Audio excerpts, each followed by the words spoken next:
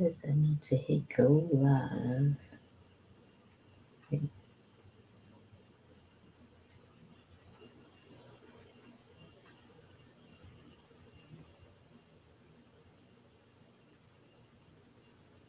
Okay, I'm trying to make sure that I am live. I'm just trying to make sure that I am live. I know it said I needed to hit go live, and I'm not sure if I have done that.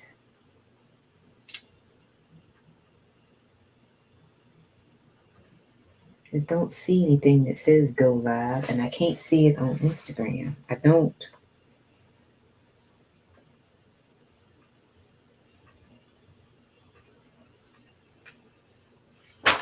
Okay, so I'm not sure if I'm live because I don't see go live. It says it's gone to all of them, but I don't see it on Instagram. And I'm really excited about getting on Instagram because this is the first night, if it's working, that I can do this. And I don't see it here. So I'm not sure what's going on. It says I'm logged in, but I don't see it saying that I'm live. That's the thing about it. And I hope I'm live. I just don't see it. Um, well, for those that I haven't seen in a while on Instagram because I really have not posted, I wanted to do something completely different today, and I'm so excited about trying something different. And if you're watching this live, type in hashtag live. If you're watching this on the replay, I think you can type in hashtag replay. I'm not sure. Again, this is the first time I've done it on Instagram, but I can't see it on my thing. So I'm thinking I'm not live for whatever reason. I know it said to hit that I was live, but I don't see it on here. So this is definitely a work in progress. But for those my name is Inga Facing Cavett, and I am streaming on YouTube. I'm streaming on Instagram as well as LinkedIn. And I'm just super excited to be here with you all today.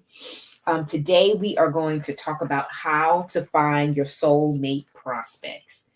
And just a little bit about me, I help female entrepreneurs with introverted tendencies um, grow their business with lead generation strategies, and a sales process that really allows them to be their innate selves and helps them get leads without random small talk. So that is what I'm here to do, and I'm so excited tonight to talk about how to find your soulmate prospects. So before we get started, I want to just thank those of you that are watching and sharing some love. I, for the most part, have been doing live events during the day, and I was looking at my numbers, and we, as entrepreneurs, what do? We tweak and repeat until we figure out different things that are going on. So I said, okay, well, I mean, the only way I'm going to know if this is going to work is for me to do something different, and that is to try another time of day to see if I can really connect with my folks. So I'm just so excited to be watching that. Normally when I do this during the day, it's me by myself, and I got people looking at me today, which is so cool.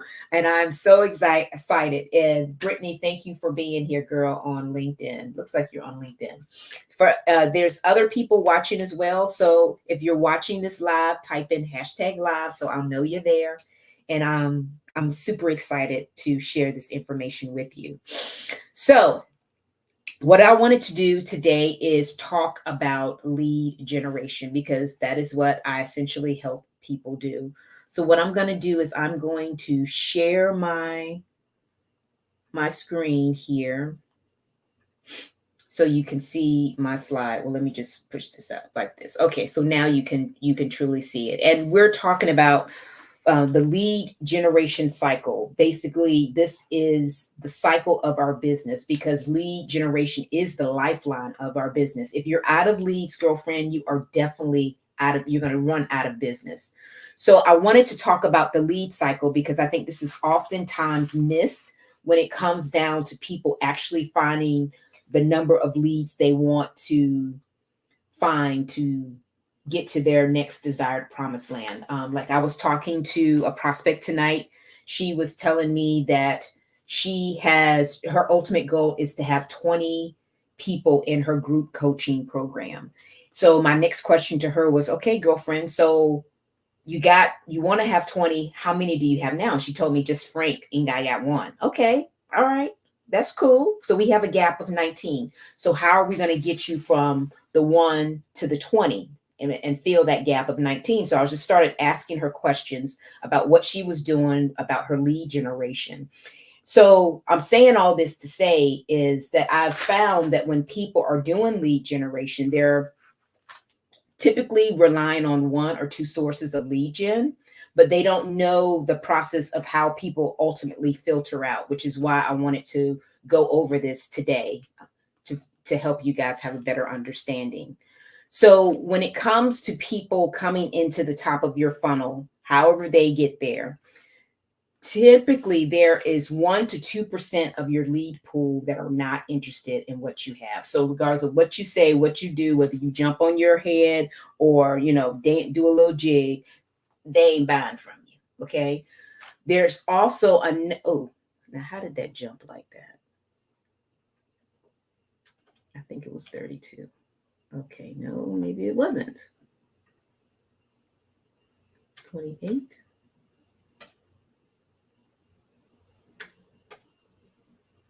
Okay, let's just go back. Okay, this is not where I was, but we're going to get there.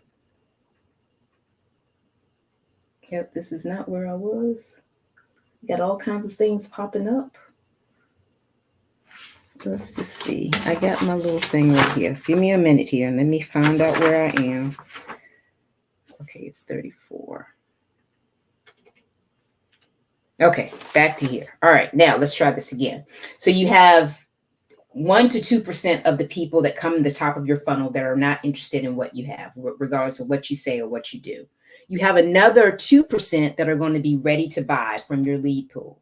So let's just say if you have 100 clients, you have 100 people coming in the top, 2 are not going to be interested, 2 will probably buy from you. Then you have another 96% that are marinating. Now, I wanted to give you a story so you'll know exactly what I'm talking about. When I first started in my direct sales journey, I started in direct sales. When I started my entrepreneur journey, I started in direct sales.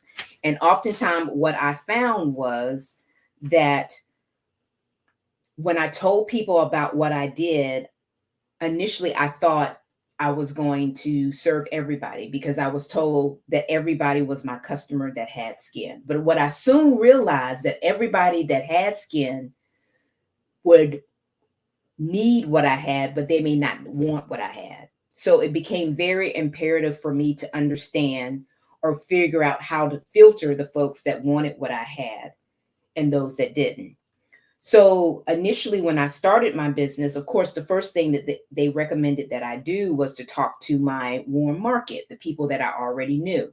Why did they ask me to do that? Because I already had relationships built with them. The know, like, and trust factor was already there. So then I could immediately talk to them about the sale. Now, typically when you don't know people, you can't go from meeting them today to initially talking about the sale because that feels icky and people don't like that. They don't want to be sold. They want to buy. So it's very imperative that you build those relationships so they can buy from you. So when I started talking to my friends and family, I had the people that when I told them about what I did, they avoided me like the plague.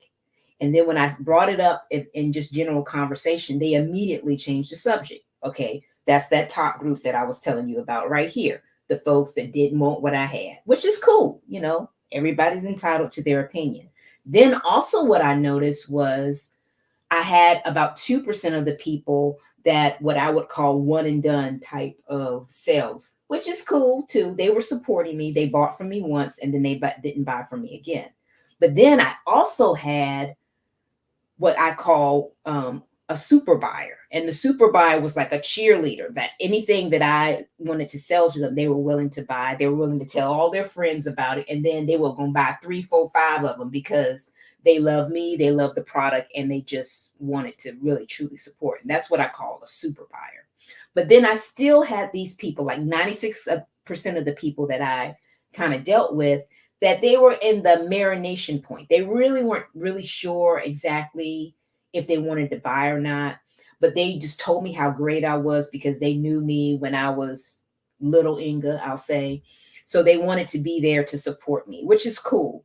And I think it's very imperative that you understand this cycle so you can know how it's going to fall out for you to meet your desired result. Because if you know going in, you got 100 people coming in the top of that funnel, and you're going to already know you got 2 people that ain't going to want what you want. I mean, that you're selling. You got another 2 people that'll probably buy something. They may buy it once, but may not necessarily be super buyers. But you got this 96% of the folks that are just literally marinating for whatever reason. They're comparing products, they're researching products, they are finding out different things. Now, granted, the thing about it is when I first started, these people knew me. So they weren't trying to build a know, like, and trust factor. We already had a relationship. It was just they were just looking at other stuff. I think they some of them may have waited out because they wanted to see if I was going to last. Let's just be real, right? People start and stop things all the time. So it's really imperative to be consistent on whatever you do. So with that said, after I knew the cycle, this, like I said, I understood that we had built the relationship, the know, like, and trust, so that I could immediately ask for the sale. But when you don't know the people, it's very imperative for you to know. You can't just jump from how you doing, how your mama doing, and then immediately go to the sale, because they don't want any part of that. You haven't established any kind of relationship with them other than a transactional relationship, which I have done in the past and really felt icky doing, and genuinely do not want to do. So I have found a way that I can build a relationship with someone and then allow them to have that marination time so they can tell me when they're ready to ask for the sale, because that's what I want them to do. I don't want to be that person that is attacking them, trying to get them to sell, well, really buy my product or service. I want them to do it because I attracted them to me.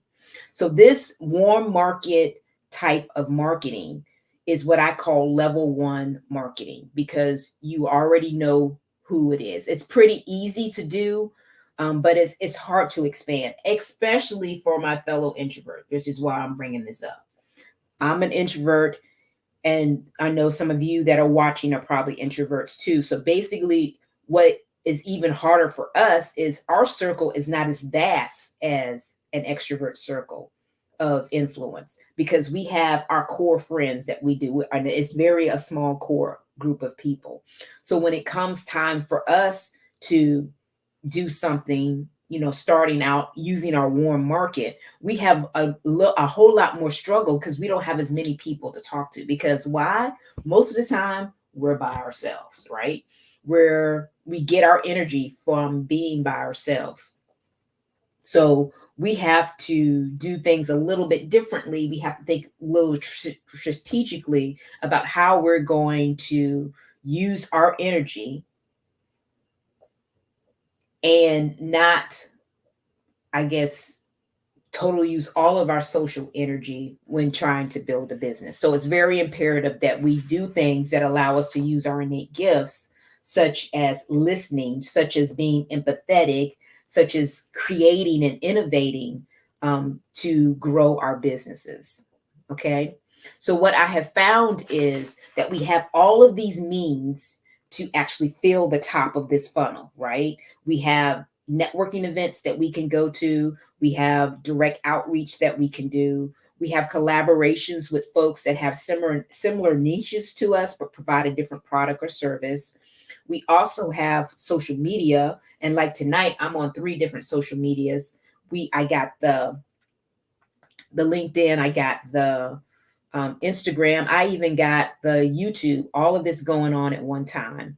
Of course, we got referrals because referrals are one of those things that we can get from our warm market.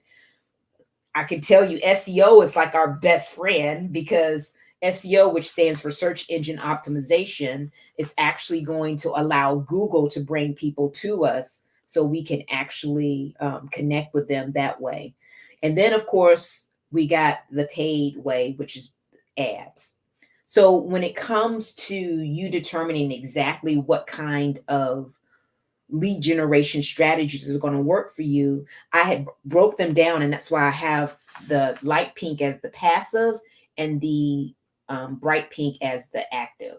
So I'm curious, when it comes to your lead generation, what kind of lead generation strategies are you using? Are you using the more passive lead generation, or are you using the more active lead generation? Comment below and let me know, because when it comes down to getting your leads and for you to level up your business, you got to kind of know which one is going to give you the most bang for your buck. And depending on who you serve and how you serve them, and then the different strategies that you're using, I can tell you from experience that I have gotten the most bang for my buck from the direct outreach. So that's why when it comes to you finding your prospects are going to be found in places where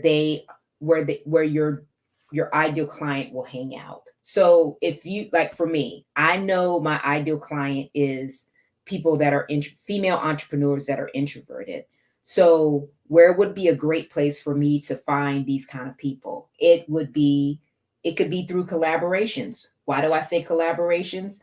Because I know that there are podcasts and groups as well as YouTube channels that cater to introverts. So if I collaborate with another person that actually serves introverts, but serves them in a different way than me, then we could collaborate together and actually share our audiences and then build that way. I know also that direct outreach is a very powerful tool. So if I really want to generate some income and find some leads pretty quickly, doing just directly outreaching people and getting to know them on social media is a great way to do that via DMs. And I often find that when I use that method, I can generate leads by using my Savvy survey system, which allows me to connect with people via surveys and be able to filter rather than convince them that my product or service is for them. And I don't have to do any of that icky transactional interactions with them. I can actually connect with them via the survey, have that deep thinking time, which is very innate to introverts like me, to allow me to really be able to find personalized solutions for the folks that I want to serve based on the survey that they fill out. So when I get enough of those, if I didn't already know who exactly my client was, I could then pinpoint exactly who they were based on the answers that I got to know from the get-go if they're my person. So that's one of the things that I like to use to really find my soulmate clients. And another thing that I love about the survey system is based on the information that is given to me from those clients, I can then use that same type of wording or copy on landing pages that will attract more of those same kind of people to me. So if they tell me, "Oh, Inga, I don't like lead generation," which is what I hear a lot. I really struggle with cold outreach. I don't like just this random small talk that often I have to do when I'm meeting people that I don't know. Well, I know that going in, which is why I created the survey system to allow them to be able to filter, like I said before, versus convince their and find the clients that are their soulmate clients. In addition to not having the small talk, having an icebreaker that allows you to filter, reducing the get to know time, because I know we all have those discovery call meetings, and I know I used to do those as well, where I felt like I was making more friends than money. Hello. The survey allows me to really hone in into exactly who I want to serve. So I don't have to be on those calls, because if they're not my person, there's no need to connect. And then I'm able to attract the people that I want versus attack them. I'm also able to ask the people what they are looking for, rather than assuming that my product or service is what's going to take them to their desired promised land. And then I'm able to assist them to reach their goal, more so than to annoy them by just being transactional. So these are some of the ways that I have used to find my soulmate. In addition to that, I've also made it a point to write it down on paper exactly who I'm looking for. I know one of my mentors, Darren Hardy, he said that before he met his wife, that he had this 6-page document of all the things he wanted in his soulmate. And to the point that when he met his wife, he could go through the 6-page document and say, oh, she has this, this, this, and this. And he was just dazed, glazed, and amazed that he was able to find someone that met exactly what he needed. But the thing about it was, he knew what he was looking for, and that's how he was able to find it. So another thing that is very important for you to do to find your soulmate client is that you got to be able to know what you're looking for. And based off what you're looking for, compare and contrast when you meet somebody. Okay, do they fit the ideal client list that I have? Oh, okay, yeah, Susie Q does fit it. Okay, yeah, Becky does fit it. And then being able to go on after that to serve them in the way that they want to be served. Because oftentimes what I find that as business owners, we just throw spaghetti at the wall when it comes to interacting. We have all of these leads coming into the top of our funnel, and we're talking to all of these people, but are they truly the people that we want to serve? Because I've heard from my clients many times that, well, I serve everybody. Everybody's my client. Well, you can't serve everybody, because when you say you serve everybody, you essentially serve no one, because you have not honed in to exactly who you want to serve. So really make it a point to have documents, to actually know who your person is when you see them, and then be able to guide them to their desired promised land based on the information that they want to share with you, and where they want to go and how they want to get there with you. So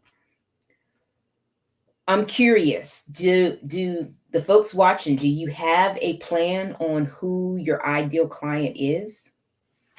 Do you have that written strategy? Like, do you have like, her name is Amy, and Amy is introverted, and she's a female entrepreneur in the coaching and consultant space.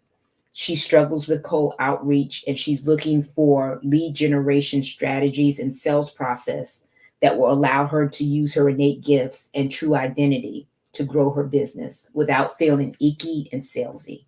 Do you have that written out like that? Comment in the comments. Let me know if that's what you have. I'm just curious, because I find that when I actually made it a point to do that, that I was then able to really truly find my Amy.